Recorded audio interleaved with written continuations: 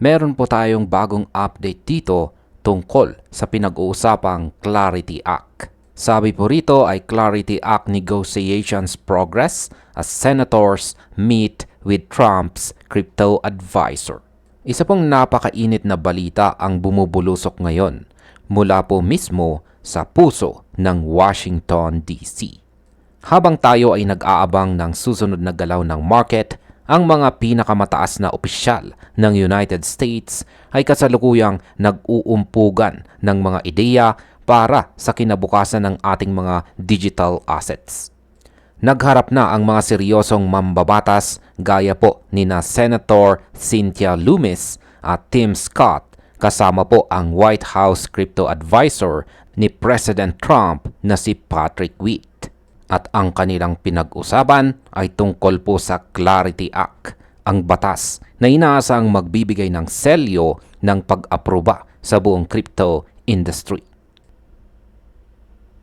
May mga usaping lumabas tungkol po sa stablecoin yields at isang hidden economic study na tila pabor sa crypto market. Ngunit, hindi lahat ay masaya dahil ang mga traditional na bangko ay nagsisimula ng mangamba. Sa video na ito ay pag-uusapan po natin ang bawat numerical probability, ang timeline patungong April markup, at kung bakit ang pag-uusap na ito ang magdidetermina kung lilipad na ba si Bitcoin at XRP patungo sa kanilang mga all-time highs ngayong taon. Kaya ihanda po ang inyong sarili dahil ito ang update na hindi ninyo pwedeng paalampasin. Ngayon ay simulan po natin sa sikreto ng stablecoin yield rules. Sa isang closed-door session, piniga ni na Senator Lummis ang White House advisor na si Patrick Witt tungkol sa isang White House economic study. Ayon sa veteranong journalist na si Eleanor Territ, ang report na ito ay tungkol sa epekto ng stablecoin yields sa ating mga bank deposits. Sa madaling salita, sinusuri ng gobyerno kung ano ang mangyayari kapag ang mga tao ay naglipat ng pera mula sa bangko patungo sa crypto dahil po sa mas mataas na interes. Sa aking opinyon, nakikita ko po rito ang isang malaking shift sa kapangyarihan. Ang balita ay leaning positive daw ang report para sa crypto market. Ibig pong sabihin, nakikita ng White House na ang crypto ay nakakatulong sa ekonomiya. Pero heto po ang catch. Ang mga tradisyonal na bangko ay visibly frustrated at natatakot sa tinatawag na deposit flight. Numerical reality ang pinag-uusapan po dito. Kung ang bangko ay nagbibigay lang ng 0.01% interest, pero ang mga stablecoins ay pwedeng magbigay ng 5% hanggang 8%, natural po na ililipat ng mga tao ang kanilang pera. Ito ang delicate state na binanggit ni Senator Lummis.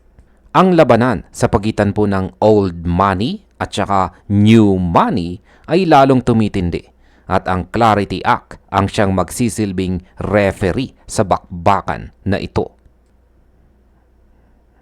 Ngayon ay pag-usapan naman po natin ang April markup at saka year-end passage. Ito po ang timeline na talagang inaabangan ng mga traders.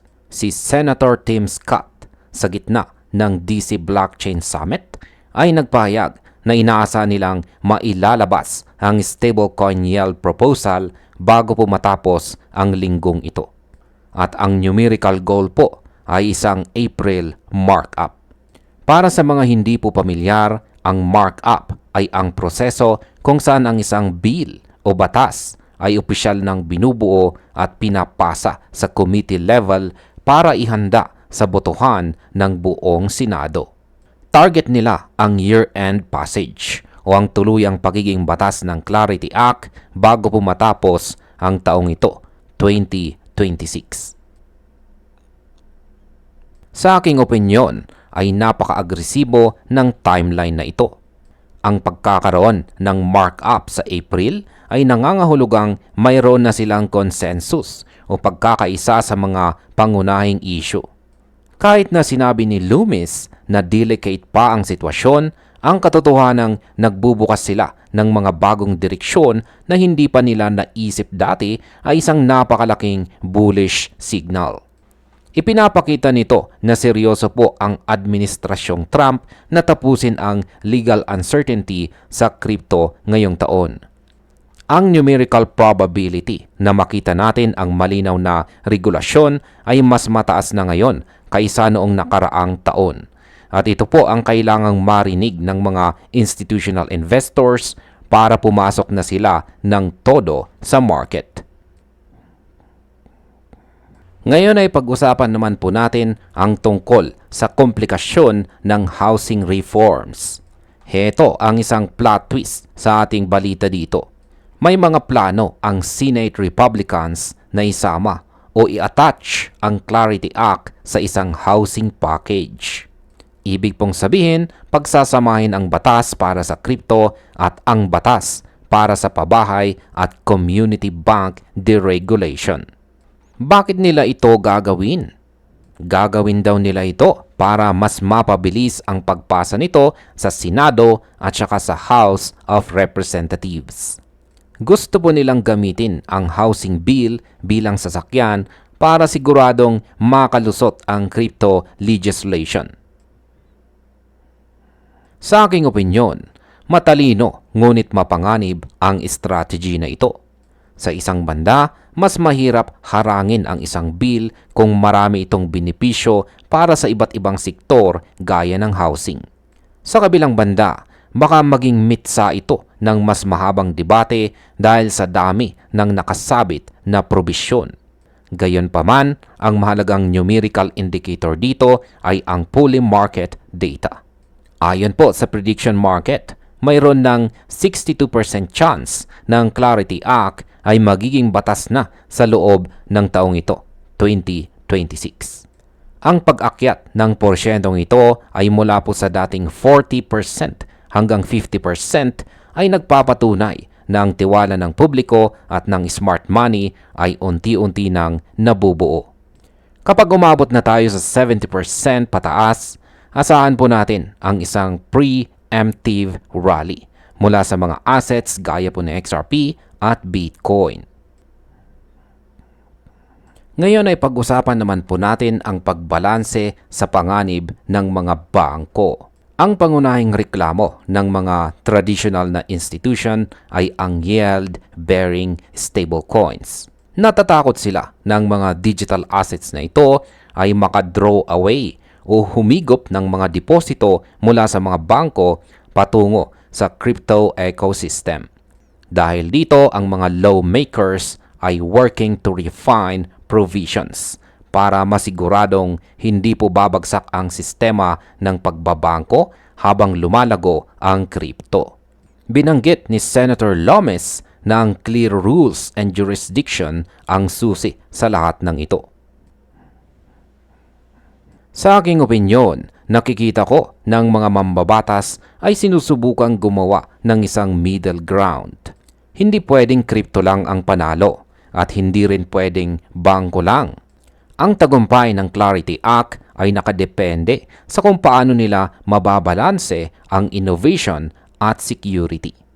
Pero ang pinaka-importanting takeaway para po sa atin bilang mga traders at investors ay ito. Ang usapan ay hindi na kung mangyayari ba ang regulasyon, kundi kailan at paano. Ang April markup ay ang ating susunod na malaking checkpoint. Kung maging matagumpay ito, ang supply shock na pinag-uusapan natin sa mga nakaraang videos ay lalong magiging explosive dahil sa pagpasok ng bagong batas na puprotekta sa mga investors.